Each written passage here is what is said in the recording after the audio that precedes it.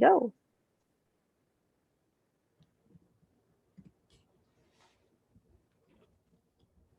Okay, well, thank you, Lisa.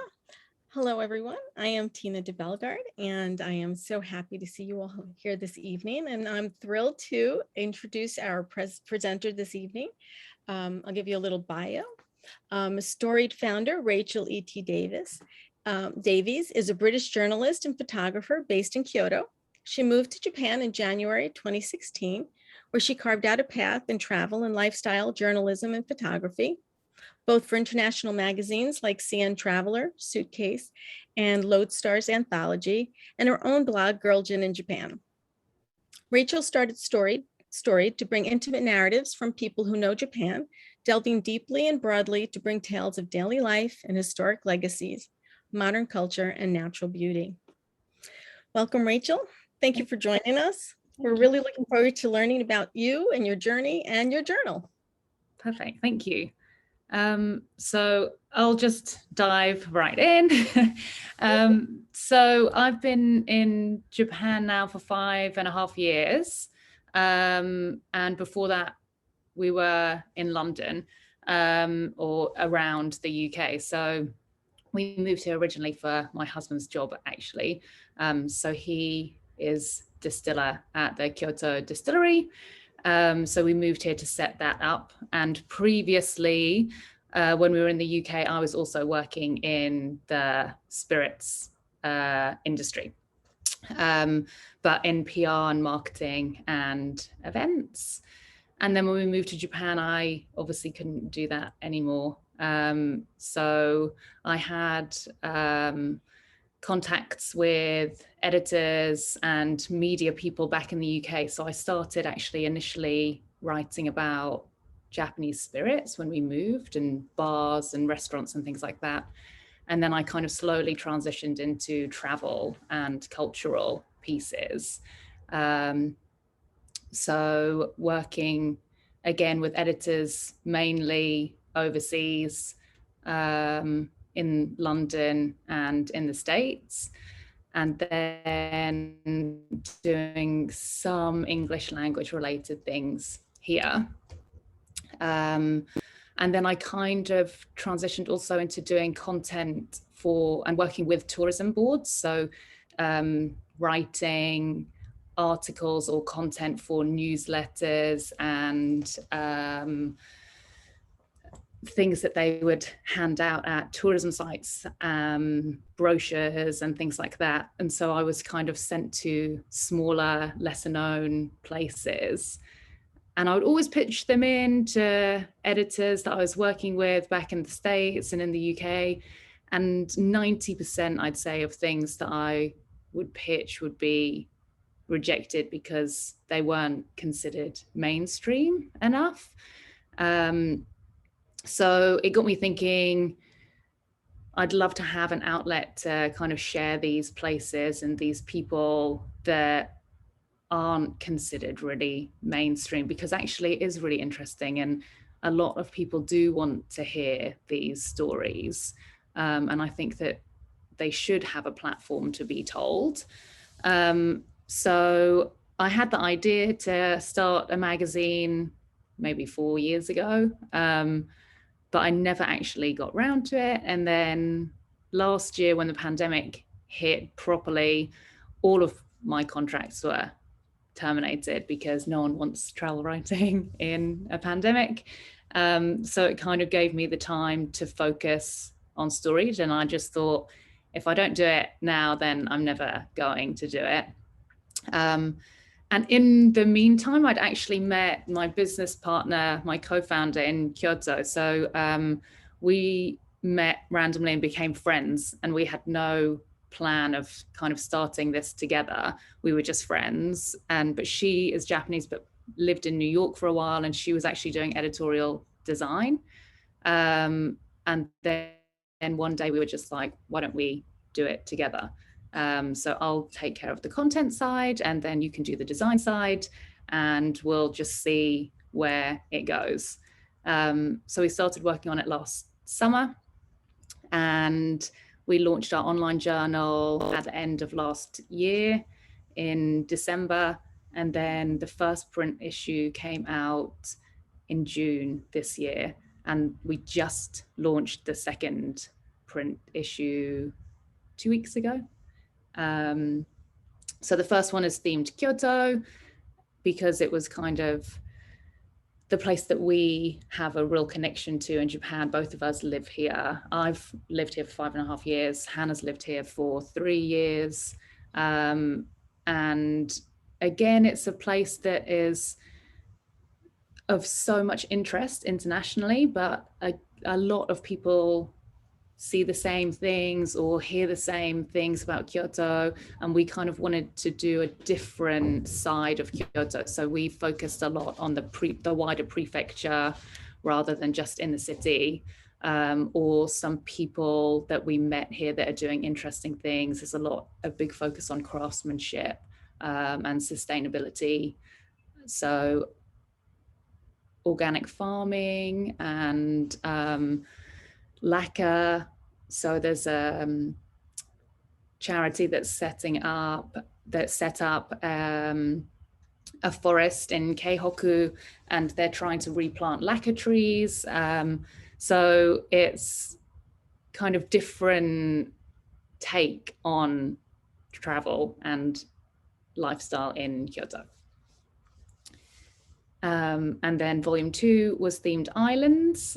So we went to some of the outlying islands of Japan, again, that people maybe have not necessarily heard of as much, and did a few cultural pieces and travel related, food related pieces on some of these smaller islands. So then volume 3 we're now working on, which is themed cedar. And again, we've got a nice mix of kind of contemporary traditional pieces.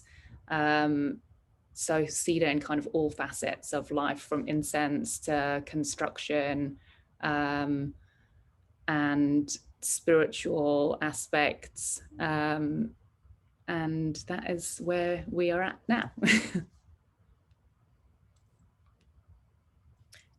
Rachel, I wanted to ask you, I noticed on your website you have reference to slow and sustainable journalism.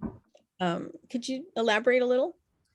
Yeah, so we try and do things that are, everything now is very time dependent and rushed, and particularly online. I think a lot of online media has now gotten to the point where there has to be something new every day, and some of those things, in my opinion, are not necessarily written particularly well, or they don't have time taken over them to actually really tell a good story.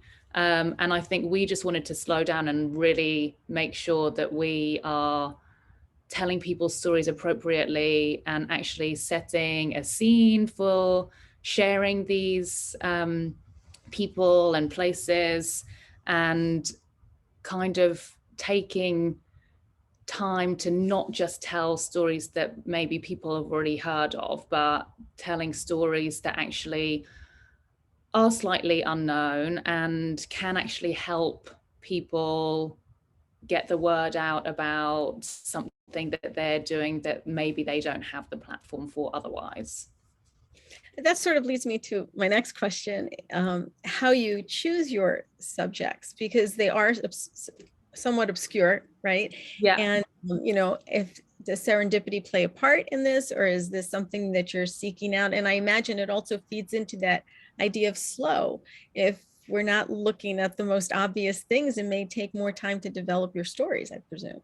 Yeah, so I think when I first started, because I was working with tourism boards and doing journalism and photography before, I actually had like a few years of traveling around and gathering kind of information about places and researching. Plus also I love research. It's like a thing that I've always loved. So I will sit in front of a computer and just research for hours and hours and hours. And then I think once I traveled to some of these places and seen some ideas for stories, I would then reach out to people there and they would introduce me to other people that are doing interesting things. And also Kyoto is such a great place to meet people doing interesting things, and everyone is very open with introductions, or someone will say, oh, have you heard about this, or have you met this person? They'd be really interesting for you to meet, and then they'll introduce you to someone else. So some of it is organic, but some of it is just hours of sitting and researching. And you also have an online presence. So that, well, my first question is, are you planning on having a digital version? Because in New York, it could take me a while to get my copies, but also your online presence, is it meant to be something that we anticipate an upcoming issue, or something that enriches an issue that's already been released? So our online journal, we wanted, because obviously everything nowadays is online, and we kind of felt that we couldn't really escape not having an online presence. But print, I'm really a big technophobe. I am not very good with computers and digital things at all. And I just love print and books, and I always have loved print.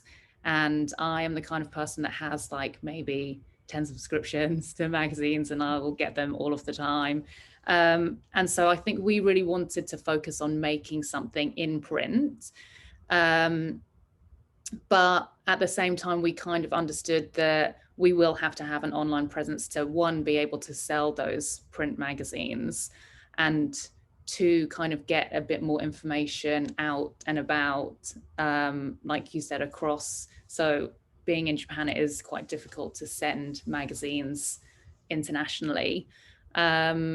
So we were very aware that we did need the online journal, but we tried to keep it somewhat separate from the print edition. So print, we keep, we mainly focus on long form journalism and essay pieces, whereas online we're kind of trying to direct it more to like travel related pieces, so that if someone is researching visiting Japan, they'll have information available to them online.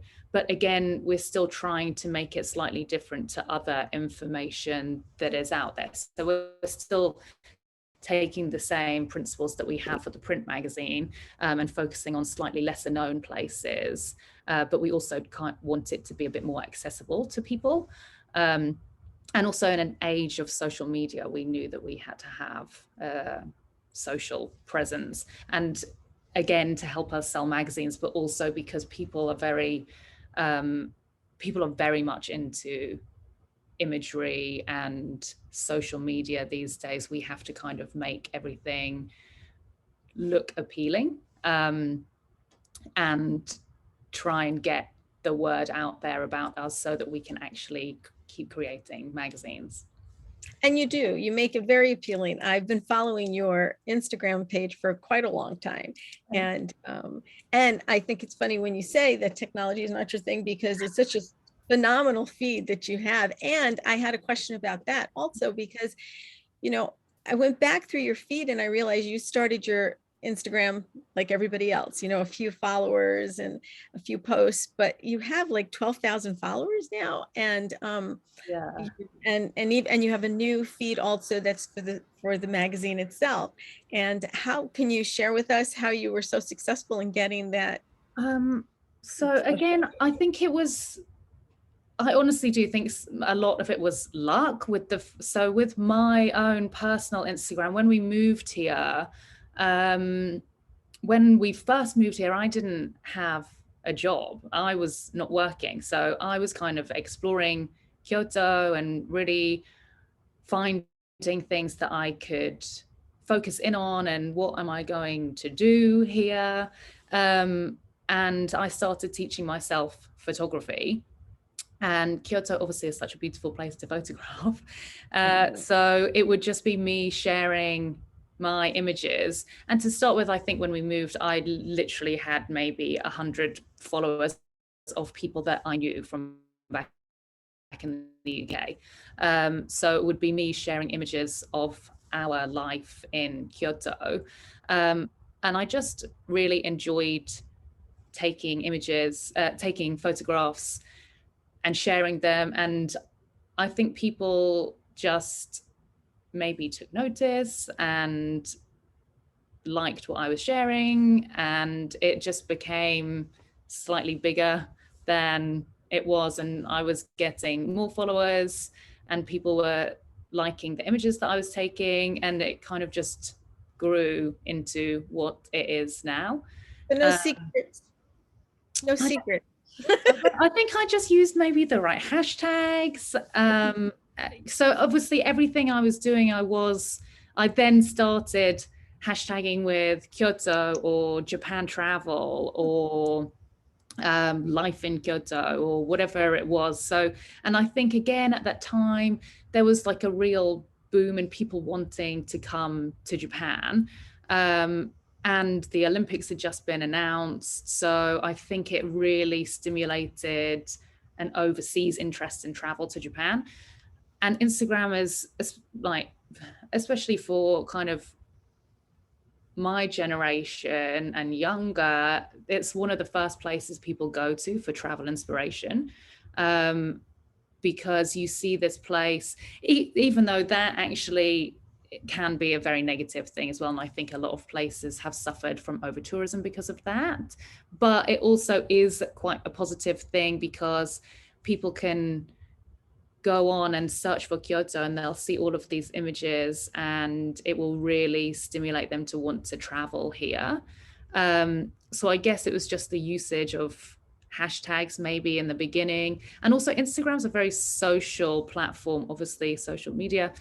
So I think you really have to interact with people. And again, that was something that I was actually enjoying doing quite a lot because we just moved to Japan. We didn't really have any friends either. So it was nice to actually start meeting people that lived here. So subsequently, I did make a lot of friends through Instagram, and end up meeting and becoming friends with them in real life.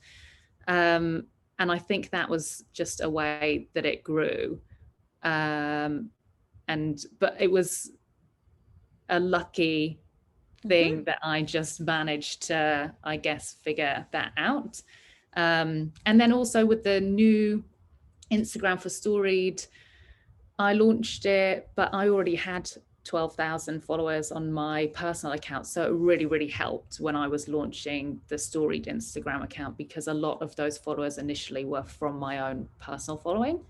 And then again, it was just trying to create a network of, I guess, conversation with readers, and then also again using appropriate hashtags. And there's a real movement, I think, in like the independent magazine scene. Everyone's really trying to help each other out because there are a lot of things have ended up going online, and there are really a strong community of people that believe in print still and really want independent print publications to do well. So that in itself is like a really nice community to be part of, and everyone shares stories of other publications that are doing really well. So that kind of network is really good to have. On that subject, were there any lessons learned from this launch, for you? It sounds like the first time you've put this together. Any surprises or? Everything takes way longer than you think it's going to take. I think, yeah, we weren't really, I mean, I wasn't expecting it to go everything completely smoothly, because I did know that there were going to be delays and things that happened along the way. But I think there were a lot of delays that we had to navigate. And you think something is going to take a week, and then it ends up taking 3 weeks, and then you're put behind and you have 10 other things that you have to sort out. I think it was just, we'd obviously, so Hannah, even though she worked in editorial design, she'd never put a magazine together. So there were just certain things that we didn't even think about, like barcodes or ISSN numbers. Like we didn't really realize that we had to have those. So then we had to apply for those and wait for those, but we couldn't finish the design because we couldn't have anything printed without that on the back of the magazine. And it was things like that, I guess, that it was like a massive learning curve for us. And then we had a problem with, I also think that it was the money situation as well. So in certain things we tried to cut corners slightly and save money. And we realized that that just was not a good idea, because you get what you pay for, essentially. And so we were trying to find a printer. So print is obviously our biggest cost, and it is very expensive. And so we were trying to find a printer that was slightly cheaper. And we got proofs from one printer that we were going to work with, and they were just awful. And we'd spent all of this time working with this one printer, and it had taken quite a while to get to the proofing point. And we'd gone through all of the proofs and we'd color corrected everything, and they sent us advanced copies, and they just were nothing like what we had done with the proofs. And it was a real eye-opener for us, and we had to actually reject their shipment because it wasn't anything like we had decided upon with the proofing and the color. And then we had to find a new printer, and then we had to go through the whole process again with the new printer. But the new printer we use is in Kyoto, and they are incredible, and they could not have been more helpful.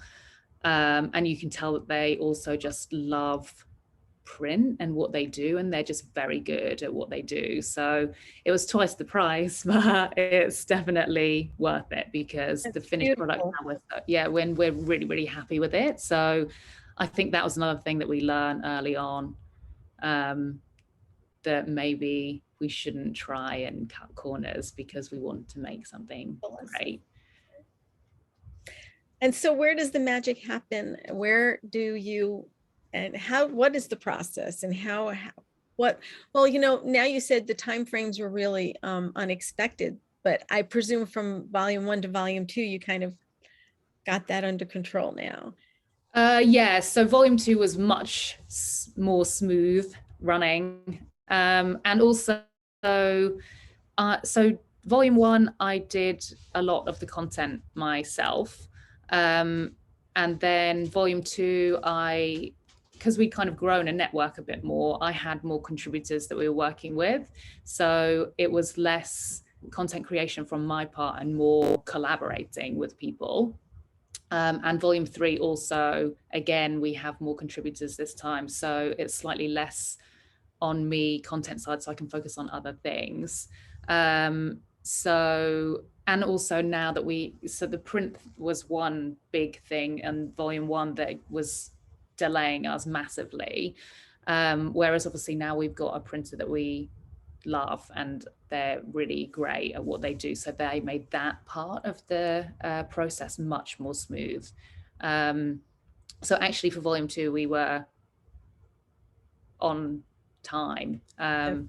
Yeah, so we kind of ironed everything out for that. Volume 3, we're looking like we're on track, but obviously it's difficult with the ongoing pandemic and stuff here now, because we do have a bit of travel that we need to do for content. So we're trying to navigate that as responsibly and safely as possible, and sending contributors as responsibly as possible. So we might be slightly delayed on this one just because some of the trips that we had planned we can no longer do. But I mean, that is what it is. So we're trying not to freak out about it. You know, I wanted to switch gears for a moment. Sort of, you mentioned earlier about over tourism, and we know that for all of us, that's a really important issue, especially here in Kyoto, or there in Kyoto. I wish I were there with you in Kyoto with this problem, which you no longer have for temporary time anyway. But you I read some things along your website and your own personal site about responsible tourism, and you know, could you talk a little bit about that, and maybe talk about you know, suggestions for ways to enjoy Kyoto in a sustainable way as a responsible tourist? You know, since it's so much a part of the mission. You know, it's a really difficult one as well, because obviously people want to come to Kyoto and they want to see these things that are the typical Kyoto sites that the city has become famous for. And you kind of don't want to stop people also from doing that. But at the same time, Kyoto and everywhere else, anywhere else that is suffering from over tourism, there are so many amazing places. And just because they're not famous, it doesn't mean they're any less beautiful. And I think it's trying to change people's perception of, okay, you're coming to Kyoto, but you don't have to just go to Kiyomizu Temple or Fushimi Inari. Like, those places are amazing, but there are also 1,000 other amazing places that people have not necessarily, or as many people have not necessarily been to. But it's really difficult as well, because people in charge that are trying to push tourism. So the government, obviously, and the Tourism Association, like, a big part of the economy here is tourism money, and they want to push these sites that are the big sites that people will pay to come and see. So I also really understand that, but I think it needs to be much more long term. Everyone needs to look way further ahead, because okay, these people are coming and they'll go and see Kiyomizu Temple, or there's a bus trip that comes here, but will they spend money in the city? So actually, are they really adding to the economy? You need to bring people in, maybe less people, but that are actually going to appreciate where they are, and they're going to do things in the city that is not by like the tourist stuff. It's going to be visiting these real businesses and craftspeople and restaurants, and spending money in those places, so that actually there is more of a circular economy. And I think it's, now we've had a time to reset because of the pandemic. It would be a really great opportunity to try, and going forwards when international travel resumes, try and promote these other places and a different way of seeing Kyoto and Japan. But it's just how you do that, I think, is very difficult.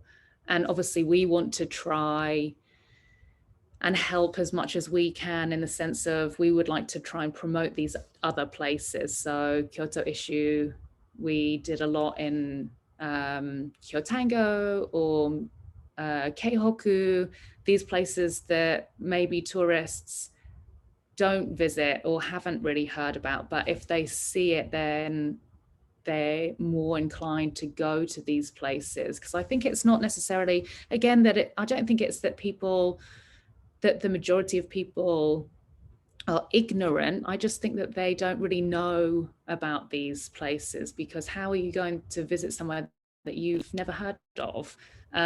So it's it's about trying to promote that as best as we can. Well, looking at the journal is so inviting. So I'm sure you will succeed. Thank you. I have another question, a little off topic now again. I know that we have writers of all sorts in our group, so I know they're interested in your submission process. If you're looking for contributors, how you go about that, what the submission process is. Yeah, so we're always looking for contributors, writers, photographers, artists. So there's a page on the website, on the contributors page, and it's got the submission process at the bottom, but we're happy to accept pitches, or I'm also happy to commission out stories that we have an idea for, but we need someone to write about. So people can either email the submissions email, which is submissions@storiedmag.com, or myself, which is Rachel@storiedmag.com. And we can kind of work together on something. It was always really good to have examples of writing that people have done before so that we can have a look. But we accept pitches across every category as well. So cultural, food and drink, travel. We want, especially on the online journal, we cover everything and there's no set themes. Obviously, print is slightly different because we do have a theme that we have to stick to in each issue. So the next issue is cedar, the winter issue is water. So it generally will have to have a tie-in to those. But if anyone is interested, I can send our contributor pack over, and it's got some more information in on the themes that we are working around. And then if someone has a pitch, I'm happy for that to be sent directly to me. Or like I said, we can work on an idea together, or if we have an idea, I can commission that out also. So yeah, email me. Definitely, and pass along. I can send it along to the group as a whole. So any information that you have. And the same thing goes with, I noticed over various times you were hiring. Are you still in a hiring position? So we are not hiring currently. We did actually take some people on. So we were looking for editorial and sales. So we have taken a couple of people on, and we're working with them now to try and push more Japan sales, retailer sales, because a lot, like I'd say 90% of our retailer sales are international currently. And then, so yeah, currently, no, we're not looking for actual full-time people, but always looking for freelancers. Okay, that sounds good. I could come up with more questions, but I do see that we are gathering quite a few. Lisa, do you want to go through those for us, or? We do have an enormous amount of questions in the chat. I think there are a couple of different categories they fall under. One maybe is content, thinking about the magazine itself and exactly what's in there. And then there's another section of questions related to maybe what we call technical or statistical things about the magazines, like your marketing, how many volumes a year are planned. There's to go back to the issue of the printer. Who is your printer and how exactly did you find them? And then where can we buy the magazine? Things like that. So I don't know if you want me to raise these specific questions or just point us in the right direction.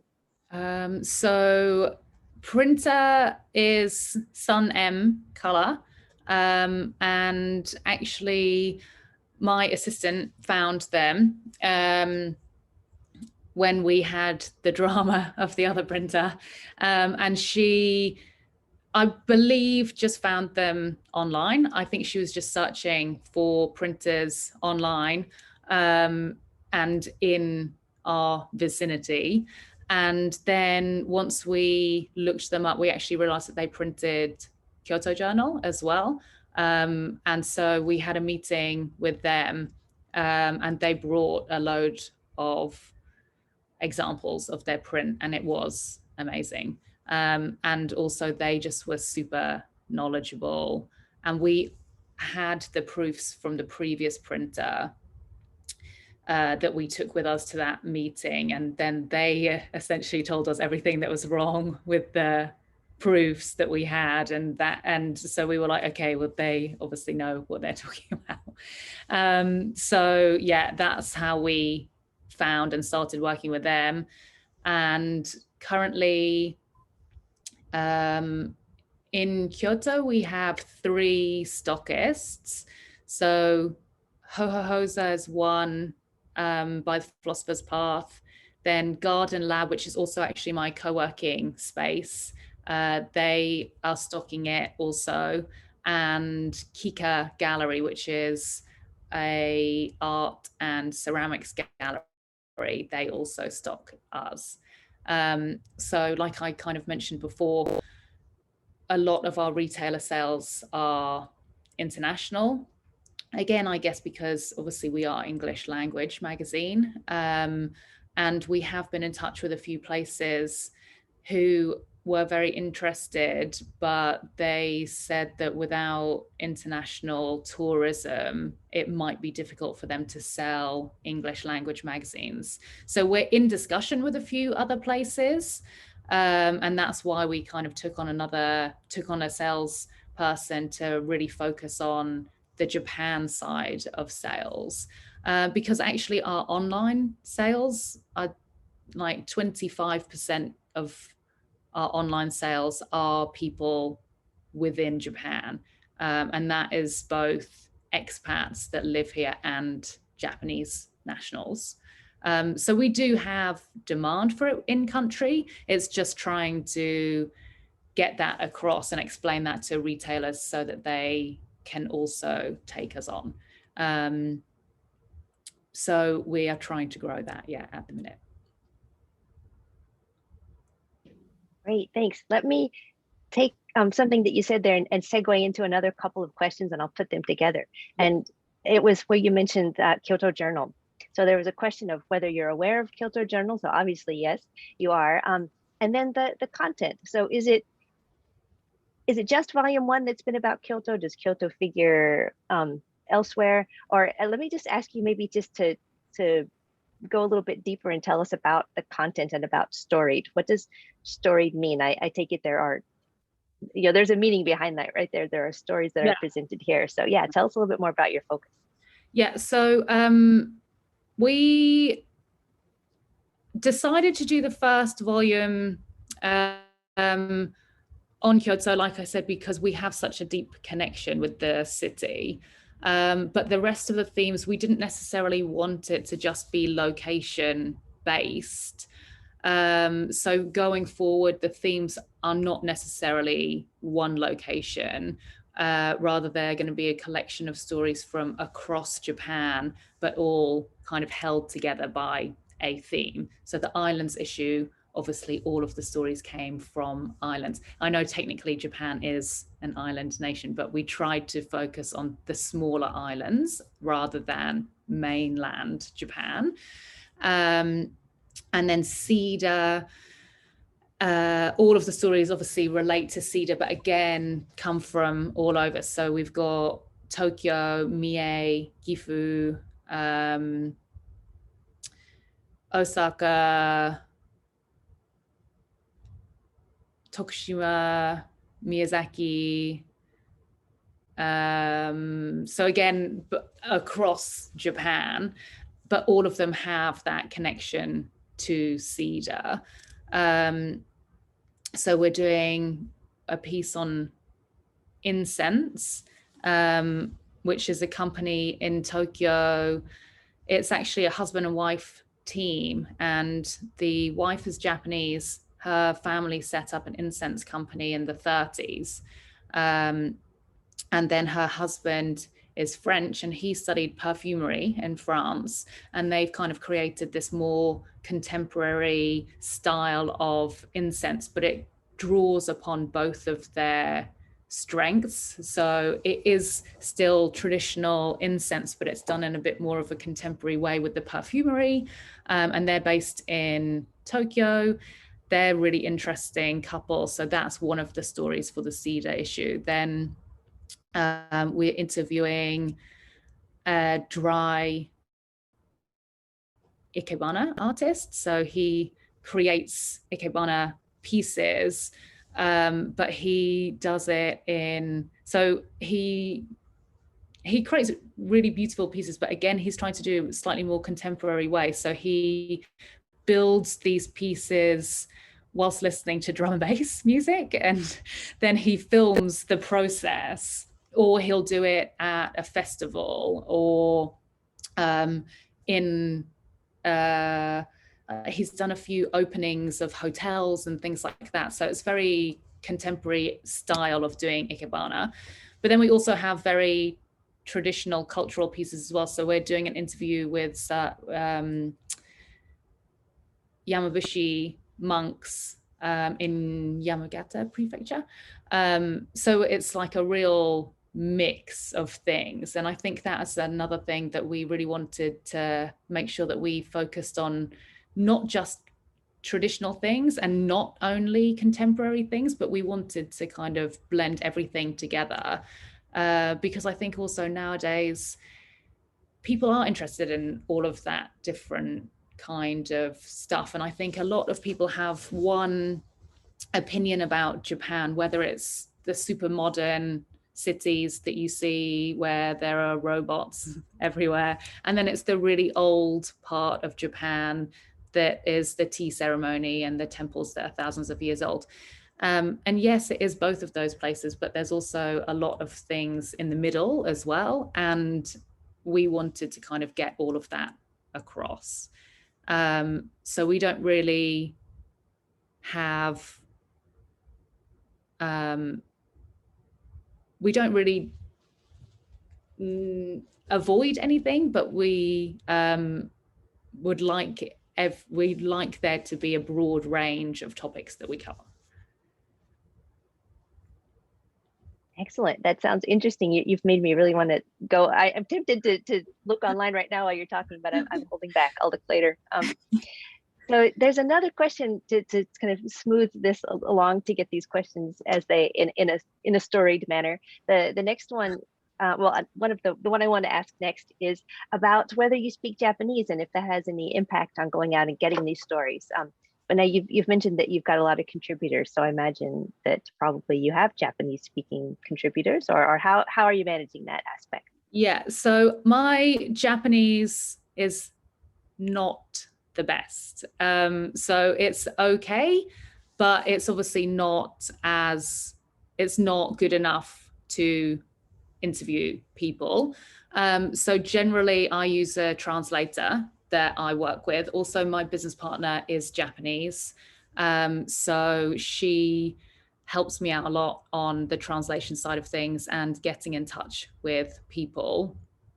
So we'll do that together. Also, my assistant is fluent in Japanese. So again, she reaches out to people on my behalf and helps me with translations. And then our salesperson is Japanese.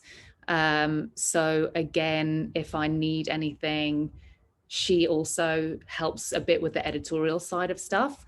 So the other three people that I work very closely with are all fluent in Japanese. And then contributors also speak Japanese. Some of them speak Japanese, some of them don't. Some of them are Japanese. But if they don't speak Japanese, we help with putting them in touch with a translator that I use, or my editorial assistant will help them out with the translations as well. So that's kind of how we get around that. Thank you. It sounds like you've got a lot of options there. You've got a good system worked out. Let me switch gears a little bit and hit some of the questions that are about the maybe the number of volumes a year, if you have a target for that. You've mentioned that the next coming up is cedar and then water. And so I wonder what topics that you are accepting, you know, on what theme are you accepting submissions for or pitches for at the moment? So cedar is pretty much done and underway. And our deadline is the middle of next month. So all of the content is set for that, but we're accepting pitches for the water issue. So currently we have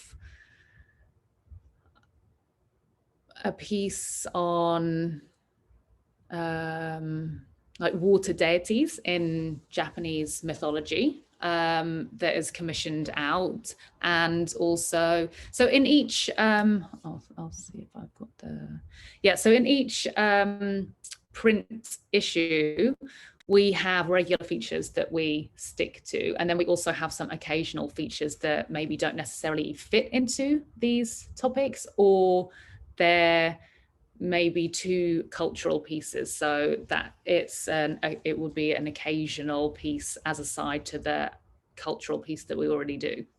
But generally, we always have at least one of these regular features.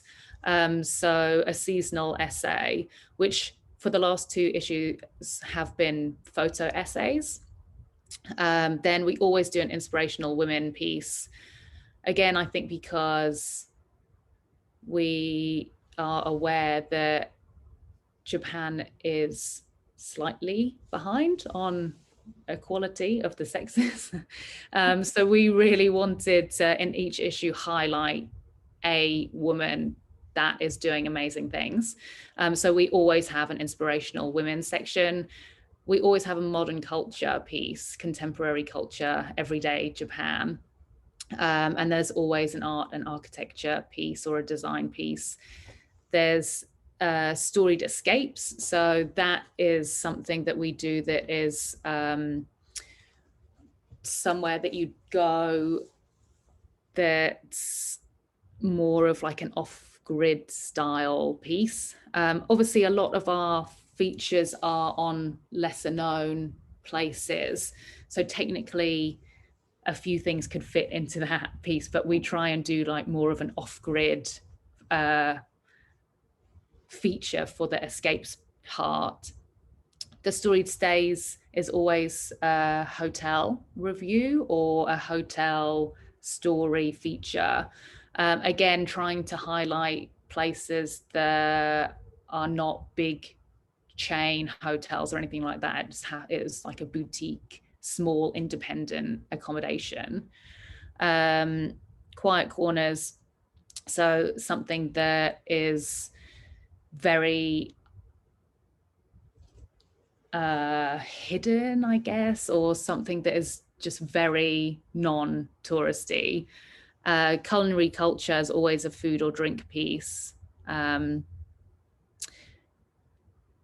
related to the cultural aspect of Japanese food, and then drinking and dining is more of a place to go.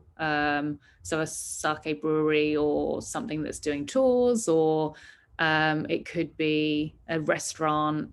But again, we try and keep it timeless. So it's not necessarily a review of a restaurant, but it will be an interview with a chef. And then we'll mention that place as part of the feature. So we're always looking for stories that fit into those categories. But like I said, we also have occasional features. So if it doesn't fit into that category and it's a really good story, we can still put it into the magazine and we'll just have it as an occasional feature. But as long as it has something to do with water, we're happy to hear it. So we're featuring a sake brewery for the water issue, because obviously water is incredibly important in making sake. And we're visiting Zaburin, which is a ryokan in Hokkaido.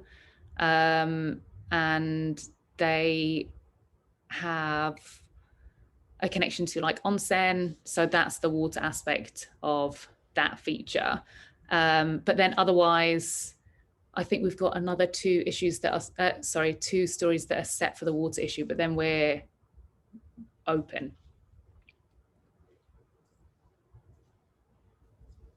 Great, thank you. That definitely, I think, satisfied that question. There's another question to shift gears about what is your experience with crowdfunding and Kickstarter platforms? If you've used them, and if you have you learned any particular lessons, I guess, about those, or with fundraising in general? Yeah, so we did use Kickstarter. So when we first set up, myself and my business partner invested, and then we had our website built and set up company. So we were covering all of those kind of costs, and then starting to pay contributors and everything like that. Then we decided to set up a Kickstarter before we launched our first issue. So we did it in a way that was, the rewards were pre-orders of volume 1. So that kind of helped us to gauge how popular, I guess, we were, and maybe give us an idea of numbers, but also obviously gave us the money. So we used Kickstarter, and it was really great for us. So I'm not sure how familiar you are with Kickstarter, but you have to write like a project overview. So we included information on Hannah and myself, and then the idea behind Storied, what we hoped to create with it. We also had our online journal up at that time, so we included information from our online journal, and we kind of directed people back there so they could get an idea of the stories that we were already telling. And then by this point, we had also started working on volume 1. So we had contributors that we were working with, and we also had stories, articles that we were writing, and photography that we were using. So we put all of that into the Kickstarter information. And then we launched it on, I think it was the 1st of March, and we ran it for 4 weeks, so the whole of March essentially. And we promoted it on our social media, our Storied social media, and then also my own social media. My business partner also has another company that she owns that is quite well known in Kyoto, so she promoted it on her social media account. So we actually did get quite a lot of visibility from that. And then Kickstarter chose us as one of the projects that they love in the publishing category. So they featured us on their homepage, and then they also put a link in their newsletter, which I imagine goes out to a lot of people. So we were really lucky with that, and we hit our funding target in like 3 hours of going live, which was insane. So then I think we originally asked for 500,000, and we made 2.3 million yen by the end. So we just had to, it was, and we were told this beforehand. So what you usually see with Kickstarter, so you're not allowed to do it for over 6 weeks, but we were told, so Kickstarter also gives you a lot of information when you first sign up. They're really great. And it gives you tips on how to maximize exposure and what the best way of running the project is, the campaign. And so they recommended to keep it 30 days or less, because generally that's the best time And any longer than that, it's too long and you don't really make any other money. It's been proven. So then they also say that what usually happens is when you first launch, there's like a real big push of everyone that's been following you. They all invest first, and then it kind of slows down a bit.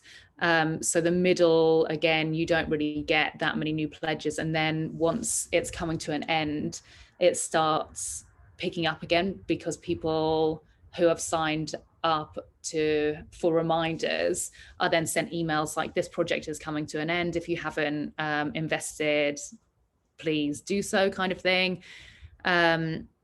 And then also, but we were quite lucky because in the middle is when Kickstarter featured us as the project we love. So we went out into their newsletter as well. So we had a little bit of a boost in the middle. But we did see, yeah, the first 2 days went really well. Then it went quiet. Then we had the boost in the middle and then quiet. And then just before the end, we also got a lot of new pledges. But it was really successful. We made more money than we expected to. And I think it was good for marketing purposes as well, because we obviously had people that were following us on our own journey, but then there were people that found us that would have never found us before from Kickstarter. So they take a percentage of what you make. But I think for the marketing value of that, it was worth it. And it's a very small percentage. I think it was 5%. So it's worth that money because we were seen by a lot more people than we would have been if we didn't use Kickstarter. That is a remarkable success story. That's amazing. I think it's a good start, right? It points to the fact that there's a lot of interest in what you're doing. There's a need for it, and it seems that people are acknowledging that you're doing it very well. So it's all good. So I think that we've covered the questions in the chat. If I didn't quite get the nuance someone wanted to ask, I'll let you follow up with that in person. But I think we're coming up on noon. So maybe if I could ask you to stop sharing the screen now, and we'll go to gallery view and see if there's any last things to last questions and comments to get in, and kind of wrap things up from there. I do think there was one question that we might have missed regarding marketing. I lost it now, but I think John had asked about marketing in general, what your marketing plan is, how you approach, after the Kickstarter campaign. Yeah, did you say there's 3 outlets in Kyoto where you sell hard copy? Right. Yeah. Could you say them again? I didn't. So one is Hohohosa near Philosopher's Path. Hohohosa. Yeah. And one is called Kika Gallery, Kika Gallery. And then the third one is Garden Lab, which is co-working and event space, kind of around like between Gojo and Shijo, just off Karamachi. And I presume you went physically to those places and asked them if you could. So Garden Lab is my co-working space. And so I already had a relationship with them. So they took the magazine on to sell to people when they do events and to other people that are working there. Then Kika Gallery, again, we knew the people. So Hannah and myself knew the guy that owned it, and he took that on. And then the other bookstore, our salesperson approached. And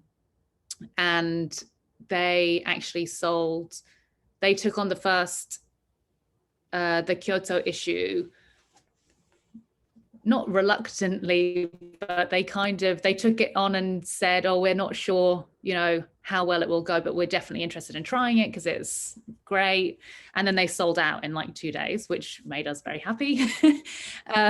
So then they reordered, and they have subsequently ordered volume 2 as well.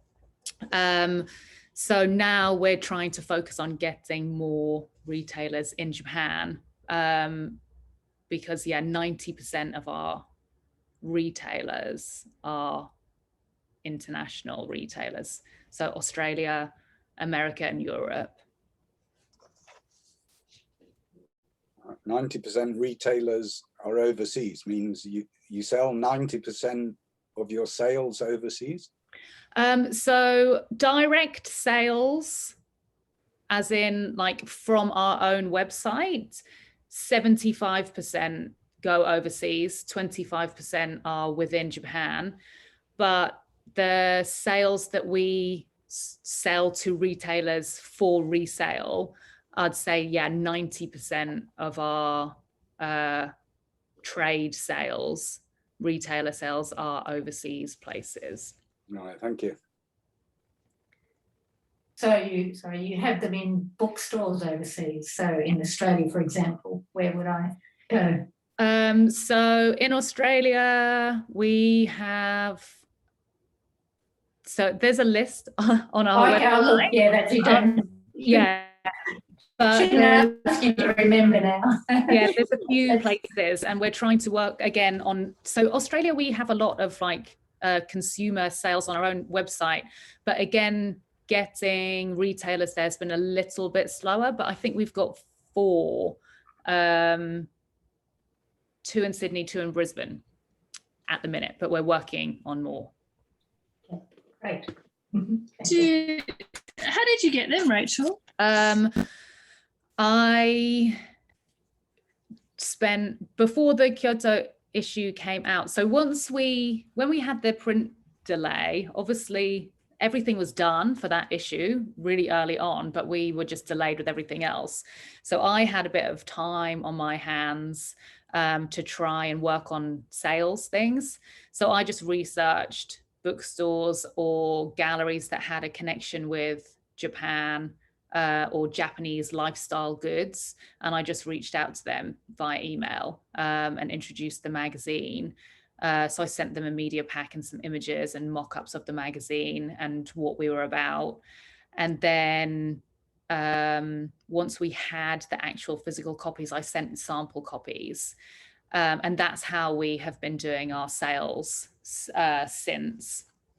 And so that's how we've got all of our retailers, just us researching and then getting in touch. We did 2 weeks ago, though, we were picked up by a distributor in the UK. So they're doing UK and European distribution for us now, but we're doing America still and Australia, and then within Japan and Asia. Mark's got a question. Hi, Rachel. Thanks. You've got a really impressive list of stockists all over the world. It's really fantastic. I want to go to every single one of those bookstores. They just look amazing. So I was wondering about the division between sales in terms of how important do you think it is to have stockists in real physical retailer bookstores, and how much of your sales, for example, come from your website? Because we live in this Amazon age now where everything's just a click away in terms of, getting something. Yeah. So what made it important for you to seek out these really niche places all over the world, in addition to the sales on the website? Yeah, I think for us, to start with, it was like an exposure thing. So we really wanted Storied to be seen by a lot of people. And we knew that personally, we couldn't really achieve that on our own website. We had to have places where it would be available for people to see. And then, like I mentioned before, I think in the print, like the independent magazine community, there's such a big, there is such a community feel around it, and there are a lot of independent magazines. It's the only print, it's the only part of the print industry that is actually growing, is the independent magazine part. And there are people that just love magazines and there are dedicated stores, and so we really wanted to be in those because we wanted them to be able to reach other people and spread the Storied word as well. And also selling one magazine on our website is amazing, but we have to do a lot of work to get that one sale. Whereas if we have a retailer that takes 50 magazines from us, they've just taken 50 magazines that they are then going to sell to 50 people on our behalf.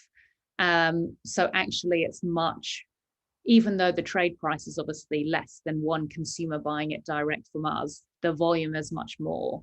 And then the exposure is much more. So not only are we seen then by more people, but we actually do make more money that way. Yeah, I've got one question. Why is it called Storied and not Storied in Japan or something like that? Yeah, so we kind of, again, wanted to stay away too much from it being a Japanese word or making it too related to Japan in case we want to expand in the future. So we could, especially because there are such amazing Japanese influences across the world now, and we could potentially do something in another country. So we were looking at kind of long term ahead in the future. And also storied, Japan does have a very storied culture, history. So we thought that it was fitting, but didn't kind of put us in a box. Thank you. That's fun.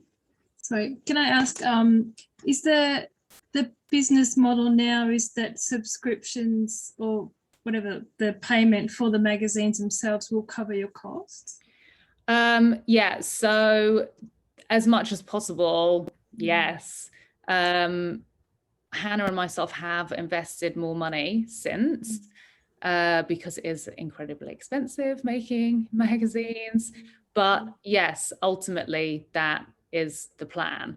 And our sales are going really well. So we have, to a point, managed to reinvest the money that we have made, and we've only put a little bit more in. But obviously, to scale up, we need quite a large investment.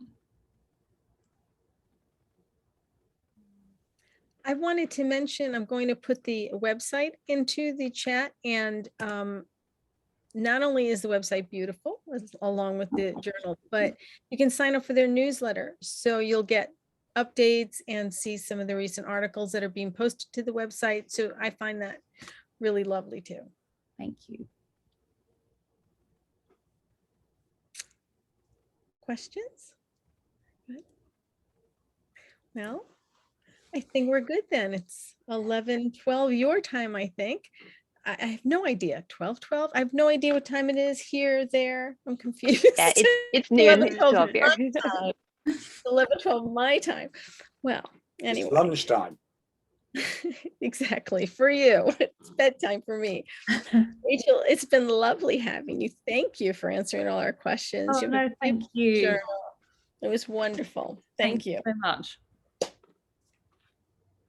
Yes, thank you so much. I think you probably have at least half a dozen immediate sales here among us. We're going to go right on and support you and support ourselves in having something lovely to read. Thank you so much. Anything you want to share with us, you can send to me. I can distribute the information. And, you know, we're here to help you too. Thank you. Yeah, and I will send over the contributor pack and things like that as well, so that you can send that out. And obviously we are always looking for people, so. Perfect. Yeah, thank you for sharing so much. It's been wonderful. Oh, thank you. Yeah, lovely to meet you. I've been following you on Instagram quite a while now. It's really thank you so much. Great to put your face to Storied. Yeah, thank you. Right, thank you very much, Rachel. Really informative, and good luck with your venture. It's very unusual to have such success these days in the print world. Yeah. Seem to be doing remarkably well, Thank And, you. all power to you. Thank you. Thank you very much. Yes, we'll invoke the Japanese idea of kotodama and Yes. say that it's going to go well, and it will go well. So yes, let's congratulate you on this amazing success. Thank you so much. Okay, bye-bye, everyone. Good night, everyone. Bye-bye. See you all. Thanks so much. Bye.